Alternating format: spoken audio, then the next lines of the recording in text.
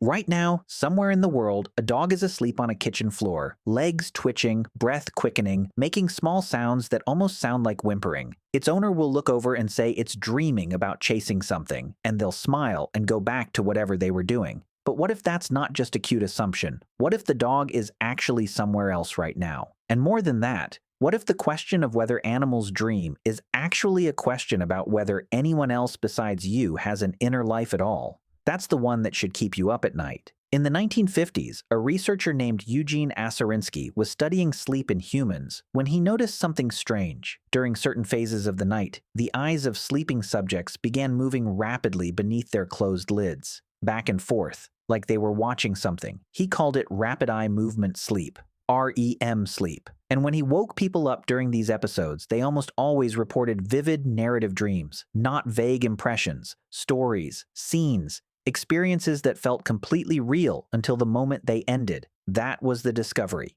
REM sleep and dreaming were the same thing. The next question took decades to answer. Do other animals have REM sleep? The answer is yes. Almost embarrassingly, yes.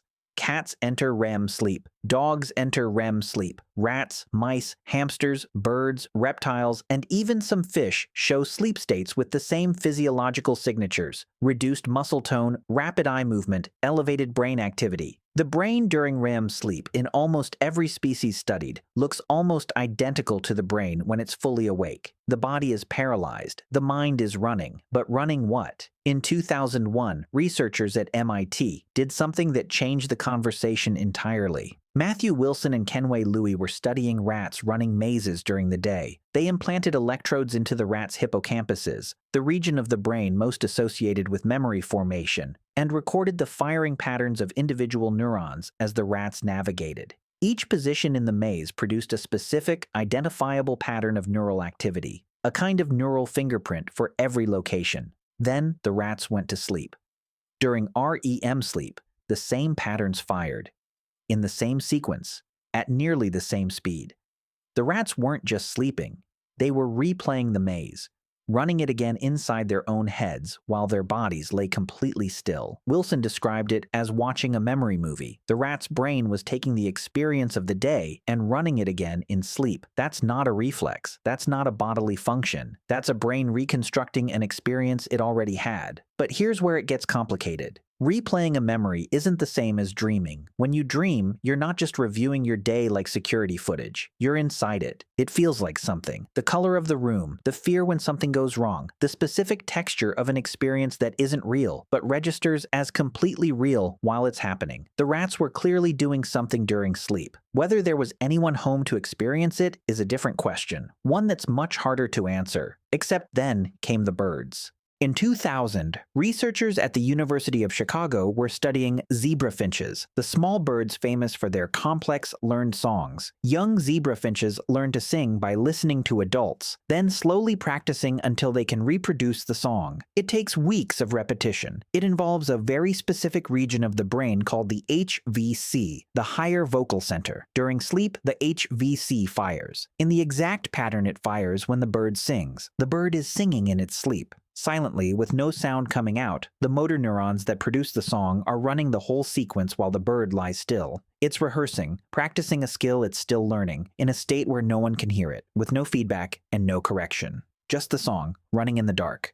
There's something almost difficult to look at directly in that image. The researchers went further. They disrupted the sleep of young zebra finches while leaving their waking hours alone.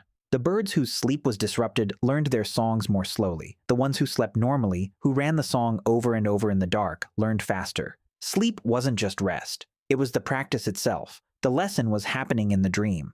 So, what does a rat dream about? Probably mazes. What does a zebra finch dream about? Apparently, it dreams about singing, which raises the obvious follow-through question. What does your dog dream about? The twitching legs, the small sounds, the rapid breathing. These aren't random. When researchers suppressed the brainstem mechanism that paralyzes cats during REM sleep, the cats got up and started moving. Still asleep, eyes closed, they stalked, they pounced, they reacted to things that weren't there. Whatever they were dreaming about, their bodies thought it was real enough to act on. The dream content wasn't abstract, it was behavioral. It was something they did. The same brainstem mechanism exists in dogs and in humans. When it malfunctions in people, a condition called REM sleep behavior disorder, people act out their dreams. They punch, they run, they shout. One man dreamed he was playing football and woke up with his arm through the drywall. The content of a dream is specific enough that the body will try to execute it if the paralysis fails, which means when your dog's legs twitch, something in its brain believes on some level that it's running somewhere after something. But here's what science still can't reach. We can measure neural firing patterns. We can suppress the paralysis and watch the behavior. We can document the physiological signatures of REM sleep across hundreds of species. What we cannot do is step inside another mind and find out what it's like to be there. The philosopher's problem again.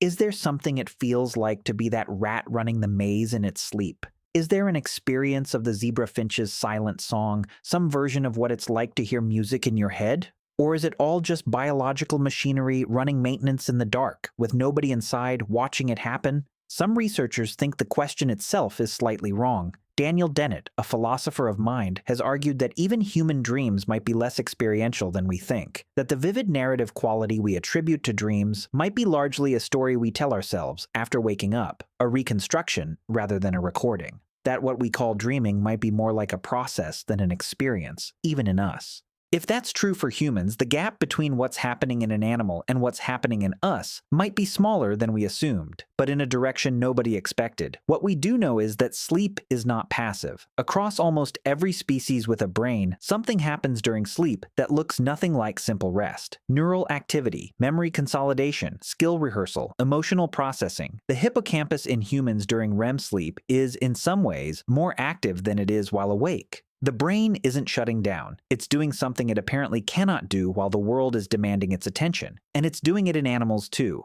Octopuses have been observed cycling through what appear to be sleep states, during which their skin flashes through rapid color changes. Their chromatophores, the cells that control their color, fire in complex shifting patterns while they're still, patterns that look strikingly like camouflage responses, like their skin is tracking something that isn't there. Researchers who watched the footage described it as looking like a dream, an octopus, moving through environments in its sleep that don't exist, its skin responding to them in real time. An octopus that diverged from the vertebrate lineage 750 million years ago, an animal with a completely different architecture of intelligence, dreaming, by every measure we have, the same way you do. That's the thing about this question that makes it so hard to put down. It's not just about whether animals have inner lives, it's about where the line is. Every time we've drawn it, the evidence has pushed it further out. First, it was only humans who dreamed, then mammals, then birds, now possibly cephalopods, possibly fish. Possibly, in some functional sense, creatures we haven't studied carefully enough yet. The line keeps moving. Not because the science is wrong, but because we keep finding the same machinery in places we didn't expect to look. Here's what that means. Taken seriously. If the rat is replaying the maze, if the zebra finch is rehearsing the song, if the dog is somewhere running after something, if the octopus is moving through a world its skin can see and we can't, then sleep is not the absence of experience, not in us, and apparently not in them. It's a second world that runs in parallel to the waking one, a world built entirely out of what the brain already knows, reshuffled and replayed in the dark. And every night, across every species with a brain, something switches on and goes somewhere. Whether there's anyone home to notice the going, whether it feels like anything from the inside, that part we still can't reach. But the fact that we can't reach it doesn't mean the answer is no. It might just mean we haven't learned to ask the question in a way they can answer. Your dog is back on the kitchen floor, legs still, breathing slow. Wherever it went, it's coming back now, and you'll never know where it was.